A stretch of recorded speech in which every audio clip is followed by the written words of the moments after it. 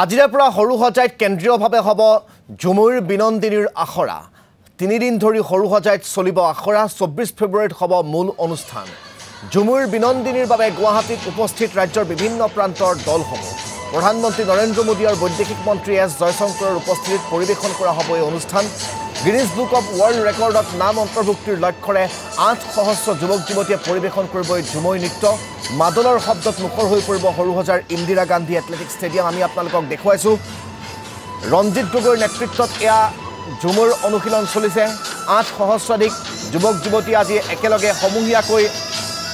অনুশীলন কৰিছে প্ৰধানমন্ত্ৰীগৰাকীৰ সন্মুখত বা বৈদেশিক পৰিক্ৰমা মন্ত্ৰীগৰাকী আৰু আমন্ত্ৰিত অতিথিৰ সন্মুখত এই অনুষ্ঠান পৰিৱেশন কৰোঁতে যাতে কোনো ধৰণৰ খুঁটিনাটি ৰৈ নাযায় তাৰ বাবে আজি এই নিৰ্দিষ্ট ট্ৰেকত তেওঁলোকে ৰঞ্জিত গগৈৰ নেতৃত্বত প্ৰশিক্ষণ আৰম্ভ কৰা দেখিবলৈ পোৱা গৈছে অনুশীলন সমূহীয়াকৈ আৰম্ভ কৰা দেখিবলৈ পোৱা গৈছে এয়া সৰুসজাৰ পৰা আপোনালোকক পৰিৱেশ দেখুৱাই গৈছোঁ আমি পোনপটীয়াকৈ এয়া একেলগে 8000 যুৱক যুৱতী অনুশীলন আৰম্ভ কৰিছে